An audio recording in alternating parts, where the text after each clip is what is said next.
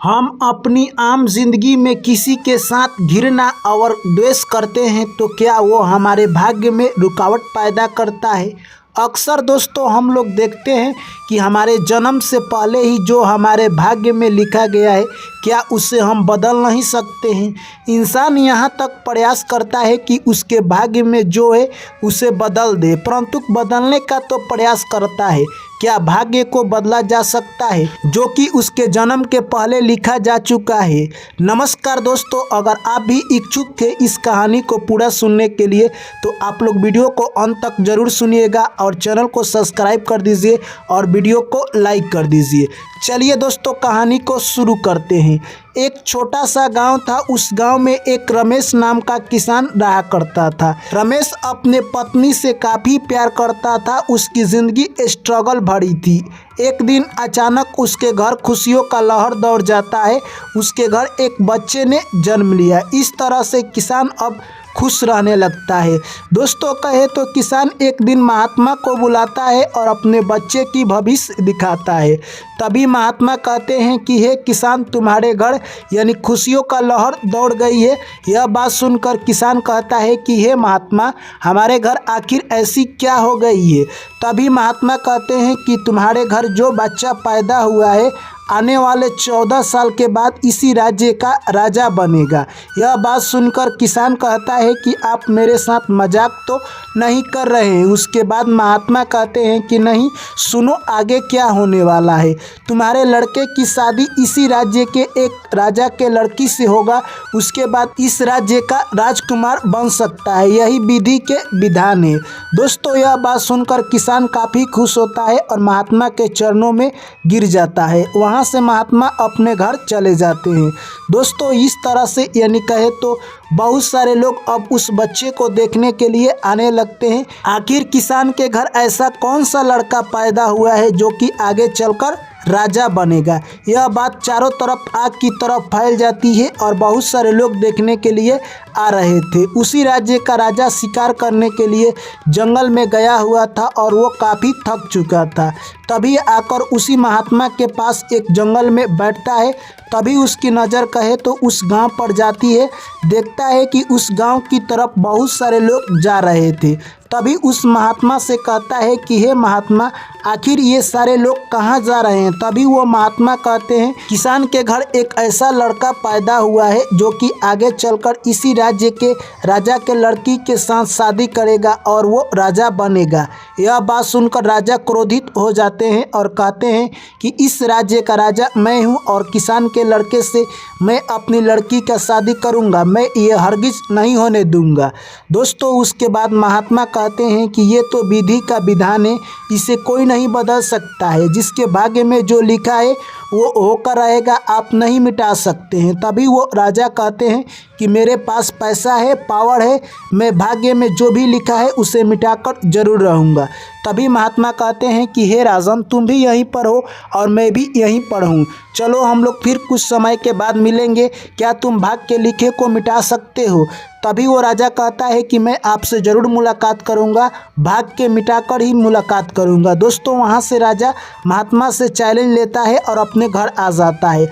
रात्रि भर उसे नींद नहीं आती है। रात्रि में वो एक आइडिया निकलता है। सुबह होते ही एक सेंट का रूप धारण करता है और उस किसान के घर पहुंच जाता है। कहता है कि मैं एक धनिक सेंट हूँ, परंतु मैं तुमसे कुछ मांगने के लिए आया हूँ। तुम्हारे घर जो बच्चा हुआ है क्या तुम उसकी अच्छी तरह से परवरिश कर सकते हो, जो कि आने वाले 18 साल के बाद यानी वो राजा बनने वाला है। क्या तुम्हें पता है। किसान यह सब बात सुनकर खुश हो जाता है और कहता है कि मेरे पास तो उतना पैसा नहीं है जिससे कि मैं अच्छी से इसकी पालन पोषण कर सकता हूँ। दोस्तों, उसके बाद किसान अपना सर हिलाता है और कहता है कि हे सेठ साहब, आप मेरे बच्चे को ले जाइए, परंतु समय होने पर लौटा दीजिएगा। उसके बाद सेठ कहता है कि मैं 18 साल के बाद आपके बच्चे को लौटा दूंगा। उस बच्चे को लेता है और वहां से चल देता है। तभी उस राजा के मन में ख्याल आता है कि इस बच्चे को मैं नदी में फेंक देता हूँ। तभी उसे मन में ख्याल आता है कि अगर मैं ऐसा करता हूँ तो सबसे बड़ा पापी कहलाऊंगा और बच्चा हत्या का आरोप मुझ पर लग जाएगा। तभी वो एक काम कर निकलता है और लोहार के पास जाता है, एक बक्से बनाता है, उसी बक्से में उस बच्चे को रख देता है और नदी में दबा देता है। इस तरह से वो बक्सा जाता है। एक पंडित थे जो कि सुबह उठकर पूजा पाठ कर रहे थे, तभी उनकी नज़र उस बक्से पर जाती है और जैसे ही उस बक्से को बाहर निकालते हैं उसमें से एक लड़का रोता हुआ मिलता है। यह सब देखकर पंडित काफ़ी खुश होते हैं और गंगा माँ को लाख लाख शुक्रिया अदा करने लगते हैं और वो लेकर बच्चा अपने घर चल देते हैं। जैसे ही पंडिताइन उस बच्चे को देखती है खुश हो जाती है और भगवान का महिमा समझकर उसे रख लेती है। दोस्तों ऐसे ही समय 18 बरस निकलता गया और वो बच्चा कहे तो पढ़ लिख कर काफ़ी तेज़ हो गया। यानी कहे तो एक दिन स्कूल में जब वो पढ़ाई कर रहा था तो वो इतना तेज़ था कि मास्टर साहब ने एक दिन सवाल पूछा, कठिन से कठिन सवाल, उसका भी उत्तर दे देता है। इस तरह से मास्टर कहते हैं कि तुम आगे चलकर कुछ अच्छा काम कर सकते हो क्योंकि तुम्हारे पास विवेक और बुद्धि अच्छी तरह की है। यह बात सुनकर राजा किसी काम से जा रहे थे। यह सब बात देखकर राजा कहते हैं कि ये लड़का आगे चलकर कुछ अच्छा करेगा और उस लड़का से पूछते हैं कि तुम्हारा कहाँ घर है। तभी वो लड़का कहता है कि मैं एक पंडित जी का लड़का हूँ और मेरा घर यानी कहे तो बसंतपुर है। दोस्तों यह बात सुनकर राजा वहाँ से चले जाते हैं और अगले दिन अपने काम कर बसंतपुर उसी पंडित के घर पहुँच जाते हैं। जैसे ही उस पंडित के घर बसंतपुर पहुंचते हैं, पंडित महाराज कहते हैं कि हे राजन आइए बैठिए, आपका स्वागत है हमारे घर। तभी वो राजन कहते हैं कि मैं एक काम से जा रहा हूं, मैं आपके पास आया हूं, जो आपका लड़का है पढ़ने में बहुत होनहार है, आखिर आप अपने लड़के के कैसे ख्याल रखते हैं। तभी पंडित महाराज कहते हैं ये तो मेरा लड़का नहीं है, ये लड़का तो मुझे नदी में मिला था, मैंने इसकी सिर्फ पालन पोषण की है। यह बात सुनकर राजा समझ जाते हैं कि यह वही लड़का है जिसको मैंने नदी में दहाया था। उसके बाद राजा एक चिट्ठी निकालते हैं, उसमें कुछ लिखते हैं और कहते हैं कि तुम मेरा एक छोटा सा काम अपने लड़के से करवा दो और यह चिट्ठी मेरे घर पहुंचवा दो। तभी वो पंडित कहते हैं कि ठीक है, आपका चिट्ठी मेरा लड़का लेकर जरूर जाएगा। दोस्तों उसके बाद यानी कहे तो वो चिट्ठी लेकर लड़का चल देता है। जैसे चिट्ठी लेकर चलता है, रास्ता काफ़ी लंबा था और रास्ते में ही रात्रि हो जाती है। तभी वो लड़का सोचता है कि मैं कहीं पर आराम कर लेता हूँ और यहाँ पर कुछ दिखाई नहीं देता है। तभी उस लड़का को एक झोपड़ी दिखाई देता है, उस झोपड़ी में जाता है और एक बूढ़ी माँ से कहता है कि मैं आज यहीं पर आराम करना चाहता हूँ। तभी बूढ़ी माँ कहती है ठीक है बेटे, तू यहीं पर सो जा। एक कोने में जाकर सो जाता है। रात्रि में वहाँ पर डाकुओं का इलाका था, डाकू आते हैं और बूढ़ी माँ से कहते हैं कि ये कौन लड़का है। तभी बूढ़ी माँ सारा कहानी सुना देती है। उसके बाद डाकू कहते हैं कि वो राजा बड़ा खतरनाक है, आखिर राजा ने पत्र में क्या लिखा है। उस बच्चे की जेब से पत्र निकालते हैं और पढ़ने लगते हैं। तभी उस पत्र में लिखा था कि यह लड़का जैसे ही हमारे राज्य में जाता है इसे तुम मरवा कर फेंकवा देना, यह काम मेरे आने से पहले हो जाना चाहिए। दोस्तों बूढ़ी माँ कहती है कि इस पत्र को बदल दो, राजा कितना निर्दयी है। उस पत्र में बूढ़ी माँ कुछ और लिखवा देती है और उसके जेब में रखवा देती है। सुबह होते ही लड़का उठता है और बूढ़ी माँ को बहुत बहुत धन्यवाद देता है और वहाँ से राज दरबार की तरफ निकल जाता है। जैसे राज दरबार में पहुंचता है, रानी खत देखती है और कहती है राजा के मन में ऐसा कौन सा ख्याल आ गया कि अपनी पुत्री की शादी के लिए इतना जल्दीबाजी कर रहे हैं और अपनी लड़की की शादी उस लड़के से कर देती है।